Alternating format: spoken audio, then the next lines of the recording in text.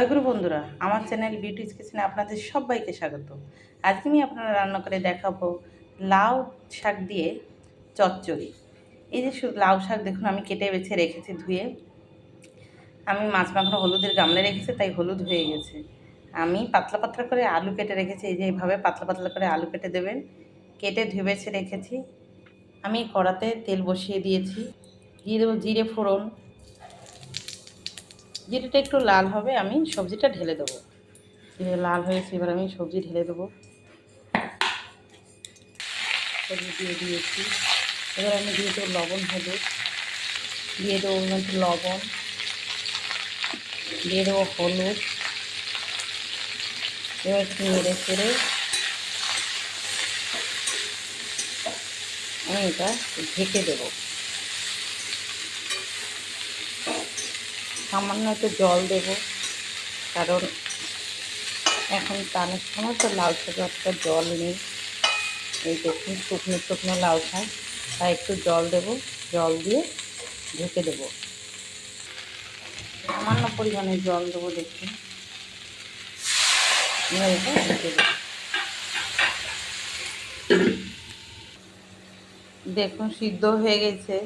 আর আমি তো যে এই মশলা দিয়েছি, এই চচ্চড়িটায় দিয়েছি আমি সর্ষে বাটা, জিরে বাটা, কাঁচা লঙ্কা, যে যেমন ঝাল খাবেন তেমনই লঙ্কা দেওয়া হবে, বাটার পোস্ত আমি বেটে একবারে দিয়ে দিয়েছি।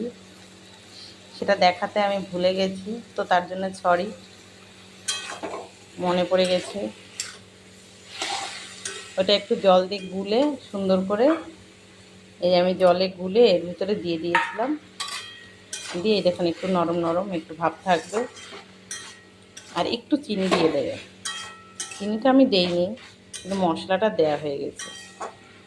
অল্প একটু সর্ষে বাটা, একটু জিরে বাটা, পোস্ত বাটা, তার সঙ্গে 5-6টা কাঁচা লঙ্কা। যে যেমন কাঁচা লঙ্কা খাবেন ঝাল অনুযায়ী সে তেমন লঙ্কা দেবে। আমাদের তো একটু লঙ্কা বেশি খাওয়া হয় সবসময়ই, সে চচ্চড়ি হোক আর মাছের ঝালই হোক।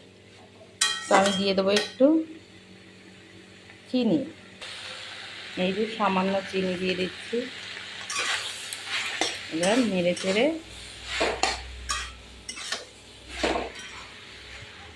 আমি নামিয়ে নেব। এভাবে কিন্তু লাউ শাক দিয়ে আপনারা চচ্চড়ি খেয়ে দেখবেন। এতে একটু বেগুন কেটেও দিতে পারেন। আমার বেগুন যেহেতু ঘরে নেই, তাই আমি বেগুন দিইনি, শুধু আলু দিয়েছি। আর আলুতেও হয়। দিয়ে এই যে ঢেকে নেড়ে চেড়ে যেই সিদ্ধ হয়ে যাবে, দেখুন আমার আলুও সিদ্ধ হয়ে গেছে একদম। তারপরেই সর্ষে বাটা, পোস্ত বাটা আর জিরে বাটা একসঙ্গে কাঁচা লঙ্কা মিলিয়ে বেটে একটু জলে গুলে সেটা দিয়ে দিতে হবে। তো দেখুন আমার হয়ে গেছে, এবার আমি নামিয়ে নেব। এটা কিন্তু বেশ এরকমই থাকবে, খেতে ভীষণ টেস্ট। এভাবে কিন্তু লাউ চচ্চড়ি একবার খেয়ে, লাউ শাকের ডাঁটা চচ্চড়ি আলু দিয়ে কমেন্টে কিন্তু জানাবেন খেতে কেমন লাগে। তো এবার আমি নামিয়ে নেব। দেখুন লাউ শাকের চচ্চড়ি হয়ে গেছে, দেখেছেন তো। আমার রেসিপিটা যদি ভালো লেগে থাকে তাহলে please please please like, share, comment করতে কিন্তু ভুল করবেন না। সাবস্ক্রাইবটা করে দেবেন। জয় গুরু।